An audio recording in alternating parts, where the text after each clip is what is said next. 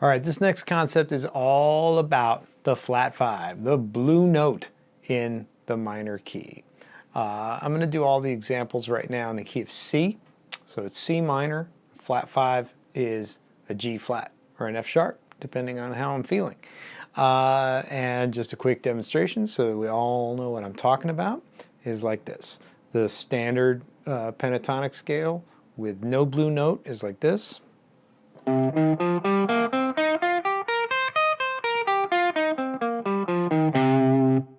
Now I'm going to add that flat five.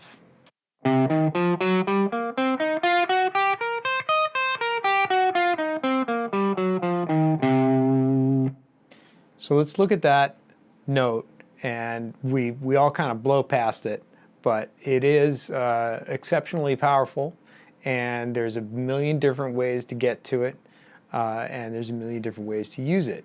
All that we do with it is usually as a neighbor note or a passing tone. So in a passing tone, that's when you're between two notes that are in the scale. So if I use that flat five between the 4 and the 5, that's a passing tone. If I use it next to the flat 5, that's a neighbor note. If I use it next to the 4, that's a neighbor note. And you can do that by bending. You can go bend through it. There's a million different ways to do that. If I take the fingering and I use what I call the lower extension, I can get that flat 5 on the way down like this. And on the way up like this. And then if I use the upper extension, I can get it here. And then up at the top, it makes a nice neighbor note.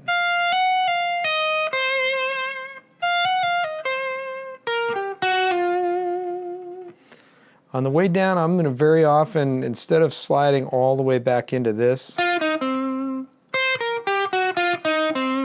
I'll use it like this. So I get to the tonic there. It's very often how I'm going to navigate my way to the flat 5. So in all cases, we're using it. You probably play it all the time. Don't think too much about it. But what we're going to do here in this concept is just talk about how that and all the other chromatic passing tones get used. So as I said, we use it as either a neighbor note or a passing tone. And there are a couple of other chromatic notes that you can add in the pentatonic scale as well. One of the other ones is between the flat 7 and the root. So on the way up, that would be here.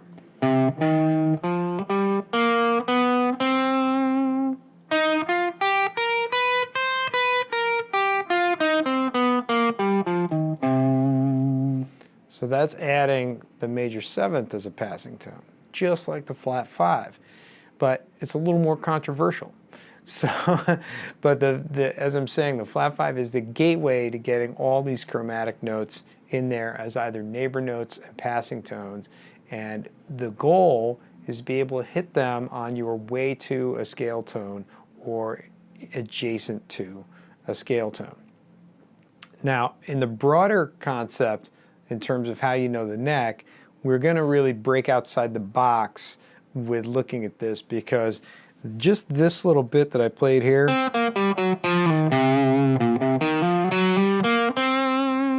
that shape is something that I use all over the neck. So if I start down here,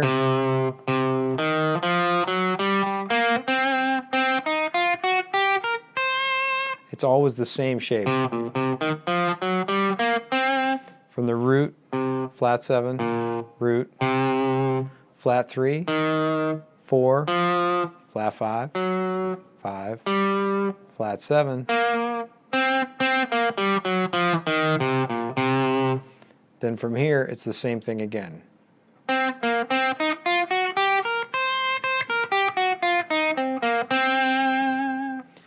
And then the next place I find a C up here, I do the same thing.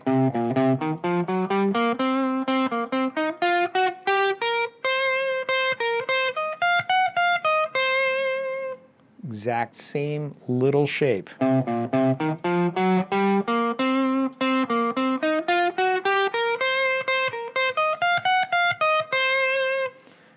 And then I find the next C here, and I do the exact same thing, just like we did at the top.